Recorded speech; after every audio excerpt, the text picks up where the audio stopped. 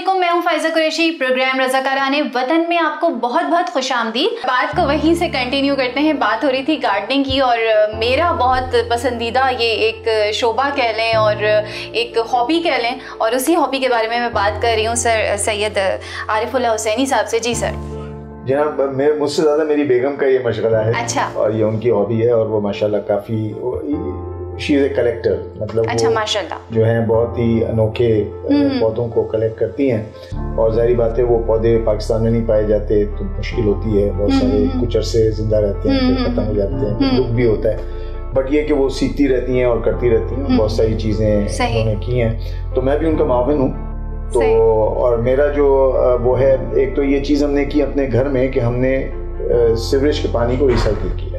हम grey water को collect कर लेते हैं और थोड़ा उसको सेटलमेंट टैंक में रखकर फिर उसको ऊपर चढ़ाकर तो थोड़ा सा उसमें एरिएशन भी हो जाती है और उसको हम जो है गार्डनिंग के लिए इस्तेमाल करते हैं। ना कि कराची में तो आपको पता है कि पानी की किल्लत है और अगर हम साफ पानी जो लोगों ने पीना है, लोगों के इस्तेमाल में आना है, उसको अगर आप गार्डनिंग के लिए इस्तेमाल करें तो खर्च जाती है। तो हम जो है वो एक तो सीवरेज पानी को रिसाइकिल करते हैं और कराची की सतह पर भी हमने इस काम को किया है, क्योंकि मैं समझता हूँ और अब कराची की बेहतरी के बारे में भी बातें होने लगी हैं। जी हाँ। तो हमें चाहिए कि अपने मोहल्लों में, अपने जगहों पर सीवरेज के पानी को वहीं रिसाइकिल करके वहीं इस्तेमाल करें।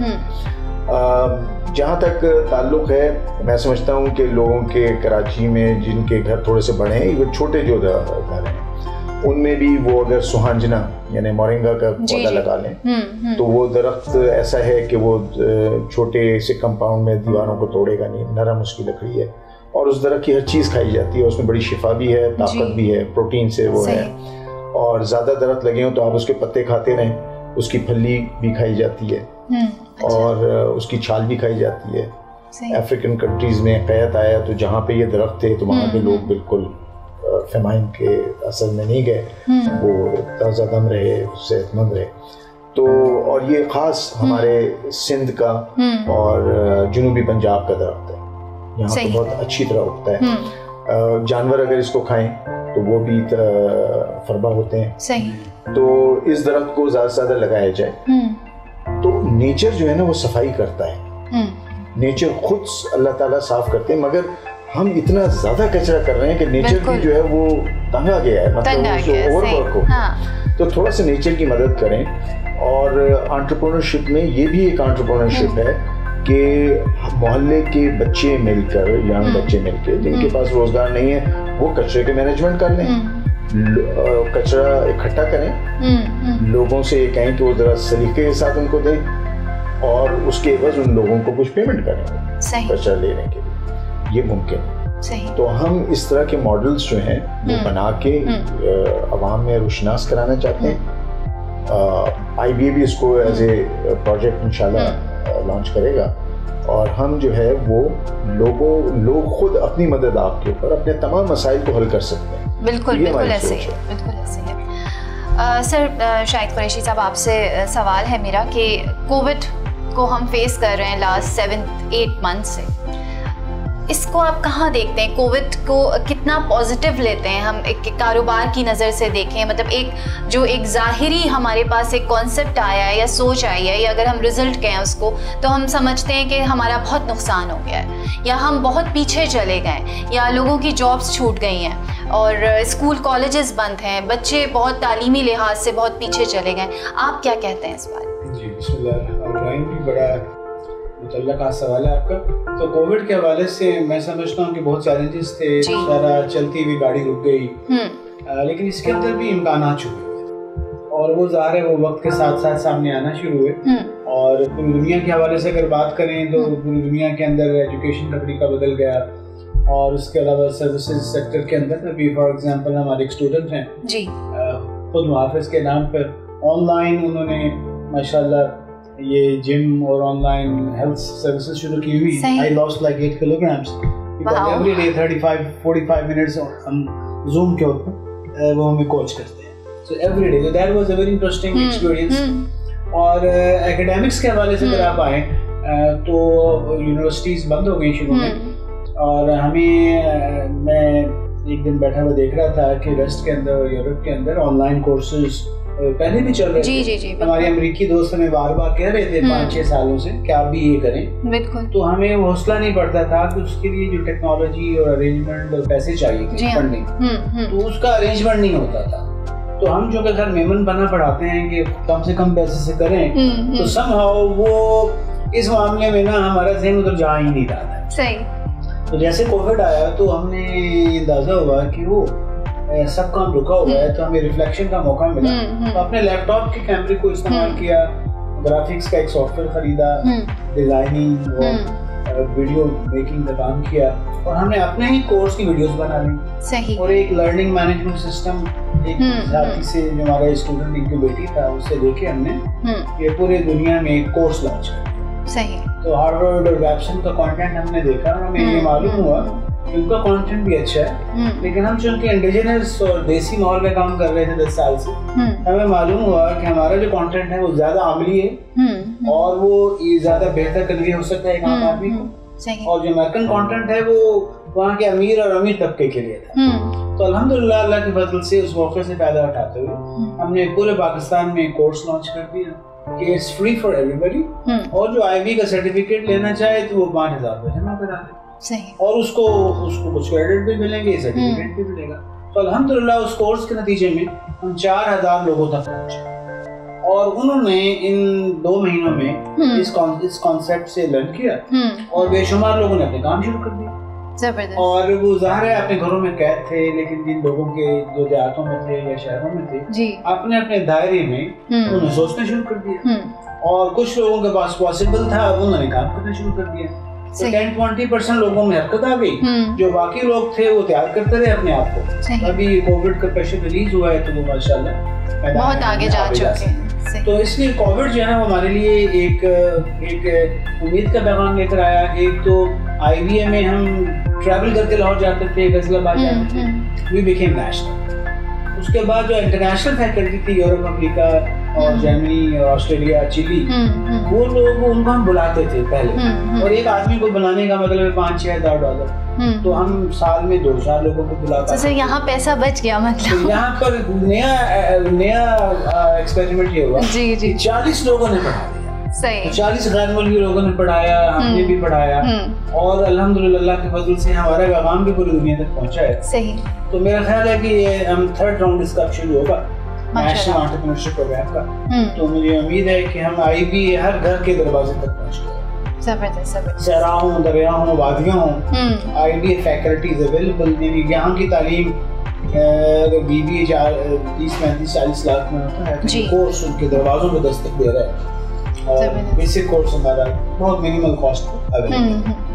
सर, बड़ी गुफ्तगू में जो है वो एक मेमन समझदारी पे बड़ा फोकस हमारा रहा है। एक सवाल आपसे पूछती हूँ कि क्लासरूम में आपकी जब आप पढ़ा रहे होते हैं तो जब मेमन फैमिली से कोई स्टूडेंट आता है और वो फिर अपनी समझदारी से कुछ 2 कदम आगे, 2 स्टेप आगे की बात करता है, तो सर वो मतलब दूसरे स्टूडेंट्स के लिए फ्रूटफुल होता है? जी हाँ, एग्जैक्टली जी। वो इसमें कुछ असल में हम तो ये कह रहे हैं कि जुल्म ये हुआ है कि मेमन भी अब कुछ भूल गए कि मेमन थे। अच्छा, ये भी मसला हो गया, इसलिए कि the more you send your kids to learn the elite model, जो अमीर हो जाते हैं ना जी, तो वो elite मॉडल को सीखने जाएंगे तो वो भूल जाएंगे। लेकिन अल्हम्दुलिल्लाह हमने एक्सपेरिमेंट ये किया है कि हमारे कोर्सेज में मेमन, चिन्योटी, धोरा जी, बोहरा फैमिली से जो लोग आते हैं, मार्वेलस कंट्रीब्यूशन। और वो होता ही है कि वो पहले उनको पता नहीं चल रहा होता, तो जब हमारा कोर्स के कुछ सेशंस हो जाते हैं फिर वो कहते हैं कि सर हम यही तो थे। तो हमने स्पेशल एक ऐनक मैं दिखाना चाहूंगा कि ये इसको हम मेमन और चिन्योटी और धोरा जी ऐनक के नाम से हम ये कहते हैं, और ये वो ऐनक है ये जो ऐनक है जो हम ये इसको कहते हैं हार्वर्ड की कॉजल लेंस। ये कॉजल लेंस है नैरो करके दिखाता है, और ये आदमी को ना ये आदमी को ये बताता है कि पहले पैसे होंगे, बिल्डिंग होगी, इंफ्रास्ट्रक्चर होगा, टीम होगी, फिर हम काम करेंगे। तो दुनिया भर का जो इल्म है वो ये ऐनक पहनाता है, हार्वर्ड से लेकर अमेरिका से लेकर यूरोप से लेकर पाकिस्तान तक। तो हमारा ये जो मॉडल है जिसमें हमारे उस्ताद हैं, सेवस अमेरिका में होती हैं, हेनरी हैं कनाडा में होती हैं, तो हमारा एक देसी टच फिर उसको मिल गया। ये ऐनक ये कहती है कि मोहल्ला, अम्मी, पुराना साइकिल, बाइक, हमसाया, जी ये भी बुनियाद बन जाएगी। ये बीज है, जैसे एक बीज के अंदर एक दरख्त छुपा हुआ है और एक सेबों का एक बाग छुपा हुआ है। ये ऐनक जो है ना 500 रुपए को भी इम्पोर्टेंट है।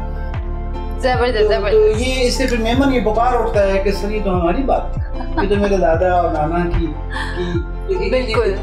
तो आई थिंक अल्लाह ताला ने हर एक को मेमन बनाया है। अगर शहद की मक्खी के अंदर ये खूबी है तो हर इंसान के अंदर भी अल्लाह ने डिजाइन किया है।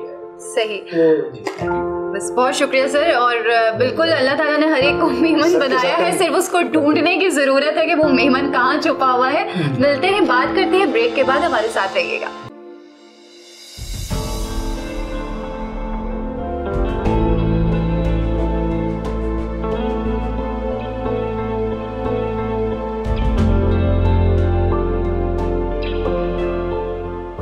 Welcome back. हम वापस आ चुके हैं और बहुत ही मज़ेदार सी कुछ लाइटर नोट्स पे गुफ्तगू चल रही है और बात हो रही है कारोबार की और एंटरप्रेन्योरशिप की। और मैं अब सर डॉक्टर शाहिद कुरैशी से ये पूछना चाहूँगी सर कि क्या जब ये सबसे पहले एक कारोबार का आइडिया आया, एक जहन में आया, कोई तो एक इंसान होगा जिसने ये सोचा होगा, तो क्या हिस्ट्री थी, क्या कब और कैसे ये सामने आया?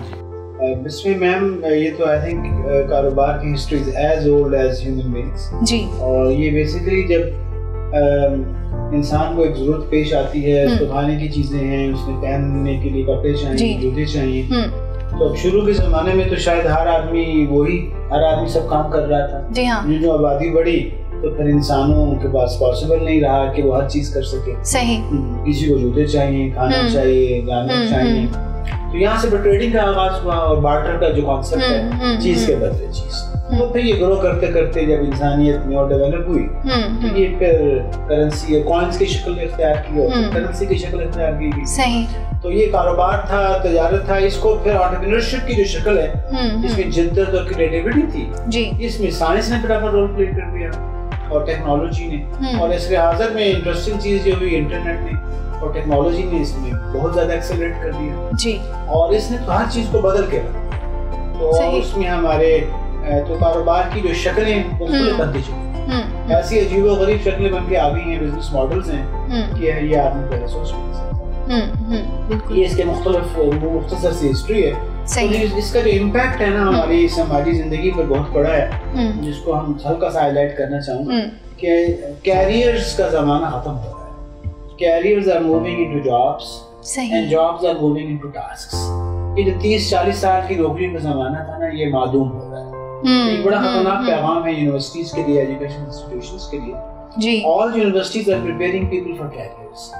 अब 30-40 साल वाली नौकरी अवेलेबल ही नहीं होगी। जॉब्स कहते हैं 2-3 साल का कॉन्ट्रैक्ट, टास्क कहते हैं कि आप एक एरिया में स्किल्ड हैं तो आप 4 घंटे के लिए आ सकते हैं, you just get paid for that।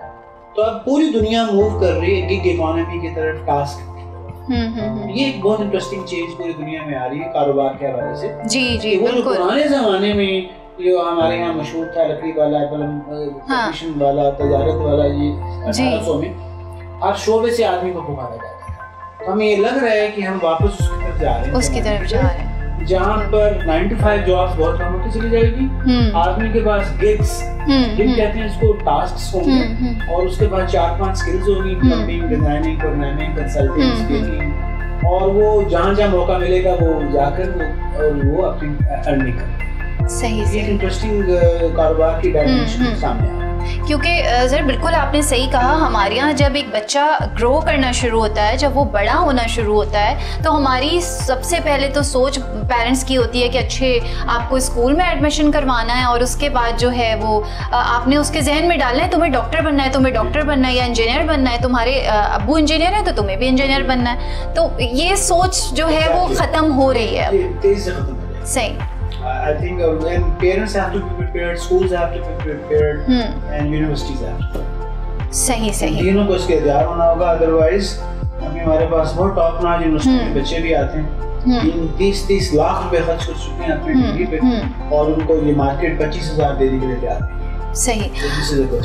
बहुत अच्छा लगा सर आपसे बात करके, और यकीनन हमारी जो जनरेशन है, हमारे जो लोग हैं, उन्हें कहीं ना कहीं अपने फ्यूचर के लिए, अपनी ज़िंदगी को आसान बनाने के लिए और उसमें कुछ तब्दीलियाँ लाने के लिए आपकी गुफ्तगू जो है वो बहुत कारआमद साबित होगी। और फिर हम किसी प्रोग्राम में आपको ज़हमत देंगे। आपने बहुत टाइम दिया, बहुत शुक्रिया आपका। चलते हैं जी इख्तिताम की तरफ प्रोग्राम के, और फिर अगली एपिसोड में आपके साथ हम आएंगे, आपके सामने आएंगे किसी और एक नए गेस्ट को लेके, आपकी अपनी ज़िंदगी को बेहतर बनाने के लिए। तालीम पे आज बात कर रहे हैं, कोशिश करेंगे उसको किसी हद तक, तालीम का इसमें क्या पार्ट है। तालीम ना हो तो आपको शऊर नहीं आएगा, और शऊर नहीं होगा तो आपको अच्छे और बुरे की तमीज़ नहीं होगी। आपको नहीं लगता कि हमारे यहाँ जो तालीमी निसाब है, जो हमारा सिलेबस होता है, उसको यकसा होना चाहिए सबसे पहले? एब्सोल्युटली, बिल्कुल एक निसाब होना चाहिए ताकि सबको पता हो कि वो क्या पढ़ रहे हैं।